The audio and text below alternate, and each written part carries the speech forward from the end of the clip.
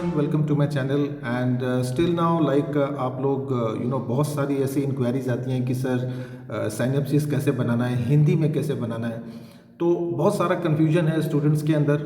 तो फ्रेंड्स, इस वीडियो में I will try my level best कि आपकी कन्फ्यूजन्स कम से कम हो एंड हिंदी में किस तरीके से आप साइनप्सिस तैयार करोगे एंड कौन कौन से ऐसे डॉक्यूमेंट्स हैं, एनेक्चर्स हैं जो आपको साइनप्सिस के साथ में जमा करने हैं।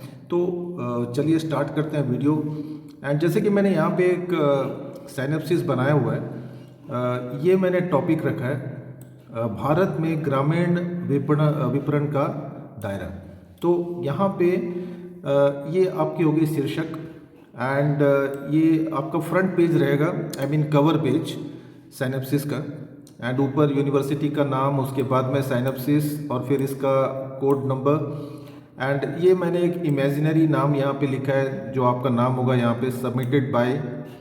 एंड उसके बाद में आपका एनरोलमेंट नंबर, तो ये एनरोलमेंट नंबर आपको यहाँ पे लिखना है। एंड उसके बाद में आपको लिखना है अंडर द गाइडेंस ऑफ, जो भी आपके जो गाइड हैं, जैसे कि मैंने अपना नाम यहाँ पे लिखा हुआ है, तो जो भी गाइड आपके पास में जो आपने कांटेक्ट किया है तो उनका नाम रहेगा। ओके, और इसके नीचे फिर इग्नू का लोगो। इनफैक्ट अगर आप लोग डाउनलोड करके पेस्ट नहीं कर सकते तो कोई दिक्कत नहीं है, आप इसको इग्नोर भी कर सकते हैं, नो प्रॉब्लम विद दैट। तो ये तो हो गया आपका जो कवर पेज है, साइनप्सिस का कवर पेज। तो इसके अंदर ये सारी डिटेल्स आपको लिखनी है। अब चलते हैं कि इसके बाद जो डॉक्यूमेंट आपको अटैच करना है वो क्या चीज़ अटैच करना है। ओके फ्रेंड्स, इसके बाद में ये है एनेक्चर 1 जो इग्नू ने अपने लिंक में प्रोवाइड किया है। एंड यहाँ पे ये सारी डिटेल्स हैं जो आपको फिल करनी है, ऑनलाइन या फिर ऑफलाइन। ओके, तो मैं तो यही बोलूँगा कि आप इसको डाउनलोड करके, फिल करके, स्कैन करके आप ऑनलाइन सेंड कर सकते हैं। अदरवाइज़ प्रोजेक्ट या साइनप्सिस को हैंड रिटन, आई मीन अपने हैंड राइटिंग में लिख के आप उसको बाय पोस्ट भेज सकते हैं। तो ये हो गया आपका proforma for approval of project synopsis, जहाँ पे यहाँ पे आपको लिखना है आपका एनरोलमेंट नंबर, उसके बाद में आपका स्टडी सेंटर क्या है, उसके बाद में रीजनल सेंटर, योर नेम, आपका पूरा कंप्लीट एड्रेस जो आपने रजिस्ट्रेशन के टाइम पे जो जमा किया है। एंड यहाँ पे देखिए राइट हैंड साइड में प्रोजेक्ट प्रपोजल नंबर, तो ये आपको फिल नहीं करना है, आपको फिल करना है सब्जेक्ट एरिया आपका। जैसे मान लो कि अगर मार्केटिंग पे है प्रोजेक्ट तो मार्केटिंग, फाइनेंस पे है तो फाइनेंस, लाइक दैट। एंड उसके बाद में आपका यहाँ पे email address, then topic of the project, आपका जो भी शीर्षक है, टॉपिक है प्रोजेक्ट का, तो उसको फिल करना है। Then after name and address of the guide या फिर सुपरवाइजर, तो ये आपको कांटेक्ट करने हैं। मिनिमम 5 साल का टीचिंग एक्सपीरियंस होना चाहिए, एमकॉम की डिग्री मस्ट होनी चाहिए सुपरवाइजर के पास में। तो ये चीज़ों का ध्यान में रखना है जब आप कांटेक्ट करें। एंड ये कुछ क्वेश्चंस हैं सुपरवाइजर को जो आंसर करना है। If he is related with IGNOU, अगर इग्नू के कोई भी रीजनल या स्टडी सेंटर में अगर वो पढ़ा रहे हैं, लेक्चरर हैं, तो यस या फिर नो। एंड अगर पढ़ा रहे हैं तो कौन से स्टडी सेंटर, उनका उसका कोड, एंड कितने स्टूडेंट को वो गाइड कर रहे हैं फॉर दिस साइनप्सिस, ये चीज़ आपको स्पेसिफाई करनी है। एंड यहाँ पे लेफ्ट हैंड साइड में होगा आपका सिग्नेचर, डेट के साथ जब आप सबमिट करेंगे साइनप्सिस उस टाइम पे आपको डेट डालनी है, and signature of the supervisor और फिर डेट। तो ये आपको एनेक्चर 1 में फिल करना है। एंड जो इस लाइन के नीचे जो चीज़ें हैं that is for official use, तो यहाँ पे आपको कोई भी चीज़ मेंशन नहीं करनी है। तो ये हो गया एनेक्चर 1। एनेक्चर 1 के साथ में आपको सुपरवाइज़र के बायोडाटा और उसके सिग्नेचर, बायोडाटा के अंदर उसकी क्वालिफिकेशन, एक्सपीरियंस, स्पेशलाइजेशन किस में है, कॉन्टैक्ट नंबर, एड्रेस, तो ये सारी चीज़ें होनी चाहिए जैसे कि एक सीवी में होती है। ओके, तो अब देखते हैं कि हिंदी में आप कैसे साइनप्सिस बनाएंगे, राइट। ओके फ्रेंड्स, ये आपका साइनप्सिस का मेन जो पार्ट है, इसका मेन बॉडी ऑफ द साइनप्सिस बोल सकते हैं आप। यहाँ पे आपको जैसे आपका जो भी टाइटल है, शीर्षक है, जैसे मैंने यहाँ पे लिया है नमूना परियोजना सारांश, इसमें मतलब आपका प्रोजेक्ट की सारांश हो गई, और ये हो गया आपका शीर्षक, भारत में ग्रामीण विपणन का दायरा। तो ये टॉपिक एक मतलब इमेजिनरी टॉपिक है, इसको कॉपी पेस्ट करने की कोशिश ना करें, बिकॉज ऑलरेडी इस टॉपिक को बच्चों ने मतलब भेजा हुआ है, तो हो सकता है कि ये टॉपिक आपको डिसअप्रूव हो जाए।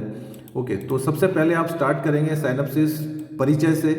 यहाँ पे आपको लिखना है विषय के बारे में एक संक्षिप्त विप आपको देना है, एक्सप्लेनेशन देना है। तो जो भी आपका टॉपिक है उसके बारे में आपको ब्रीफिंग करनी है कि आपको किसके ऊपर प्रोजेक्ट बनाना है, तो उसका आपको इंट्रोडक्शन यानी परिचय देना है। एंड उसके बाद में जो आपको जो सेकंड पॉइंट है दैट इज तर्क।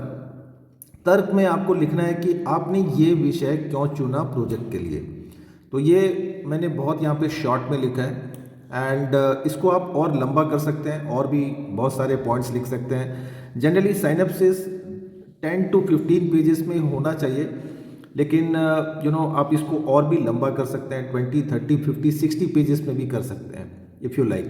एंड एक चीज़ और आपको ध्यान में रखना है कि ये जो दो लाइन के बीच में ये जो गैप है, ये गैप कम से कम 2 पॉइंट्स का रख सकते हैं या फिर 1.5 पॉइंट्स का रख सकते हैं। ओके, तो जब वर्ड में आप इसको बनाएंगे तो कम से कम 1.5 या 2 का रखें, और अगर हैंड रिटन में ही बनाते हैं तो ट्राई करें कि गैप्स थोड़े से ज़्यादा हो, so that number of pages will be more. उसके बाद में आपको यहाँ पे हाईलाइट करनी है साहित्य की समीक्षा, लिटरेचर रिव्यू जिसको हम लोग बोलते हैं इंग्लिश में। एंड इसमें आपने मतलब ये जो प्रोजेक्ट जो आप बना रहे हो, तो ये आपको मतलब कहाँ कहाँ से आपने लिटरेचर यानी इसके जो साहित्य के बारे में आपने कहाँ कहाँ से पढ़ा है, जैसे इंटरनेट से, मैगजीन से, न्यूज़पेपर से, तो वो चीज़ें आपको यहाँ पे हाईलाइट करनी है अपने साइनैप्सिस में, ताकि यूनिवर्सिटी को मालूम हो कि आपने कहाँ कहाँ से इन्फॉर्मेशन लिए हैं, डेटा इन्फॉर्मेशन आपने कहाँ कहाँ से लिया है। तो वो हो गया आपका साहित्य की समीक्षा के अंदर। उसके बाद में आ गया ऑब्जेक्टिव, उद्देश्य, ऐसी चीज़ें जो परियोजना के बाद जानने के बाद में आपको मतलब क्या फ़ायदा होने वाला है आपको ये प्रोजेक्ट बनाने से, लाइक इसको आप इससे क्या मतलब नई चीज़ आपको क्या मिलने वाली है।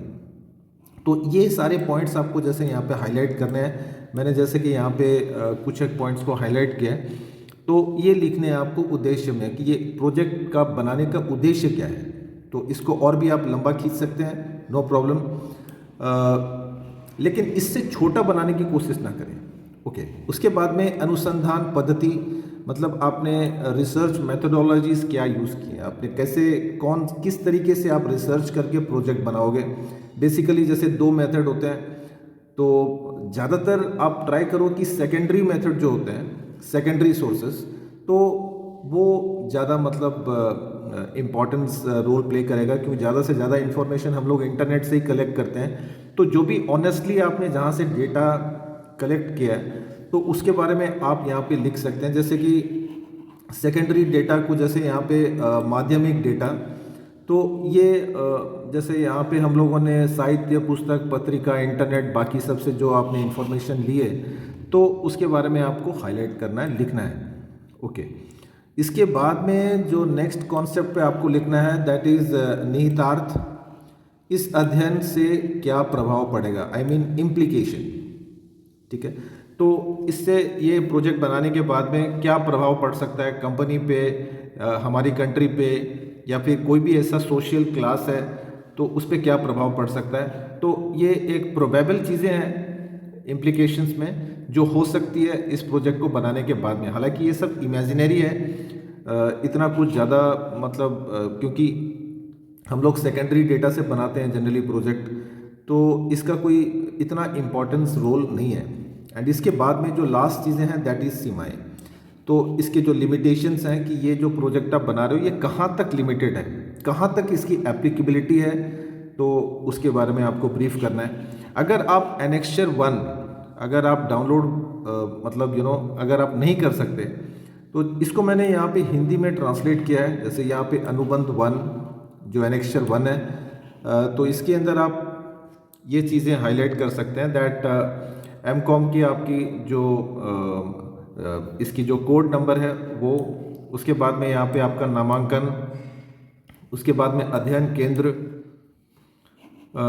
इसके बाद में आपको क्षेत्रीय केंद्र, परियोजना प्रस्ताव संख्या, ये जनरली आपको मतलब इग्नू यूनिवर्सिटी को ही इसको फिल करना है, तो इसको ब्लैंक छोड़ दें। एंड ये हो गया आपका विषय क्षेत्र, आपने मतलब कौन से विषय पे प्रोजेक्ट बनाना है। ये आपको हिंदी का ट्रांसलेशन बता रहा हूँ मैं, अगर आप इंग्लिश में एनेक्चर 1 को कॉपी पेस्ट ना करें तो इसको भी आप फिलअप कर सकते हैं।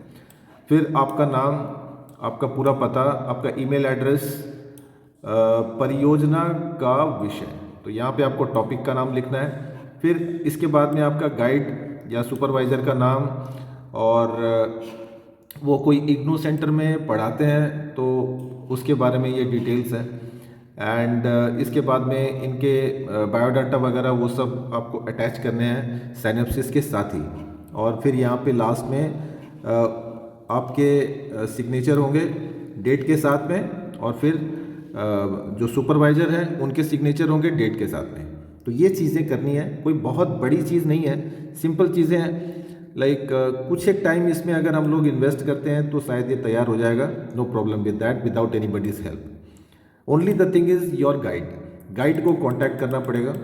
एंड ये कुछ और जो टॉपिक्स हैं जिसके ऊपर आप प्रोजेक्ट बना सकते हो, जैसे यहाँ पे मैंने विपणन मार्केटिंग का किया है, तो जैसे यहाँ पे ग्रीन मार्केटिंग का प्रभाव, स्थानीय दुकानदारों पर इंटरनेट मार्केटिंग का प्रभाव, ये बहुत ही सुंदर टॉपिक है जिसके ऊपर आप प्रोजेक्ट बना सकते हो।